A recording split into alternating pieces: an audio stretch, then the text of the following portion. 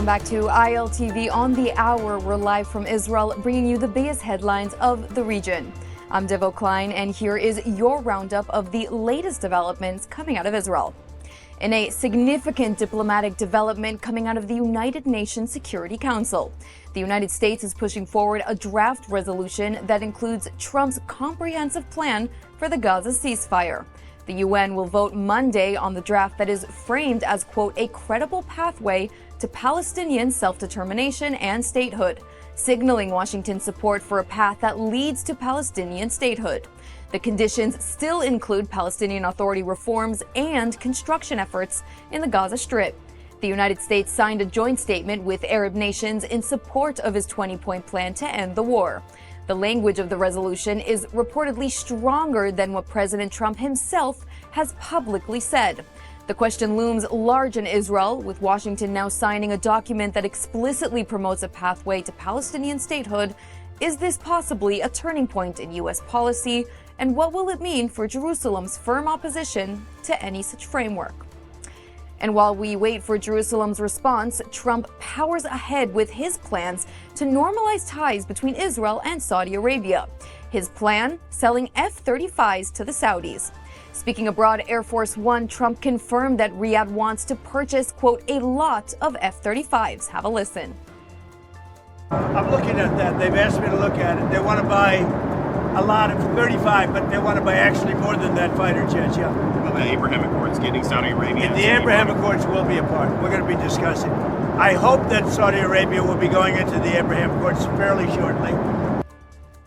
The push for a deal between the U.S. and the Saudis comes just days before Crown Prince Mohammed bin Salman arrives at the White House for high-stakes talks.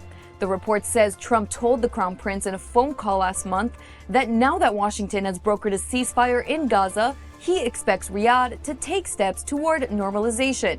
U.S. officials say the message was clear. We delivered what you asked for. Now it's your turn.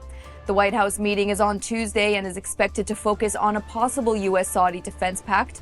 Israeli officials arguing that regional cooperation with the Gulf could transform the Middle East, but not at the cost of Israel's security.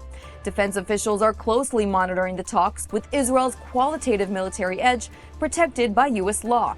Any transfer of advanced F-35s to Saudi Arabia would require strict safeguards. Officials stress that concern is not only the current Saudi government, but long-term regional risks, including future regime shifts for foreign intelligence penetration.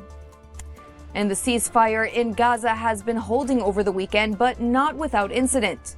The IDF confirmed the elimination of a terror operative who crossed Gaza's yellow line and entered the IDF-controlled area.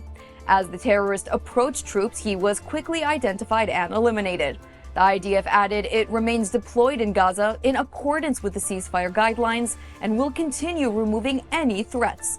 Troops of the Shimshon Brigade, together with Yahalom IDF combat engineers, demolished a kilometer-long tunnel over the weekend. This in the footage that you are seeing on your screens now. Now, this underground tunnel was used by Hamas terrorists to kill 3 IDF soldiers of the Shimshon Brigade exactly 11 months ago. Captain Eli Gavriel Atedgi, Staff Sergeant Netanel Pesach, and Sergeant First Class in the Reserves Hillel Diner, may they all be of blessed memory. Fallen heroes like Hillel Diner, who left behind a young widow of just 21 years old, are still being mourned by their families and communities. And with the demolition of the tunnel in which they perished, these families get even the tiniest glimpse of closure. But there are families who have yet to receive closure.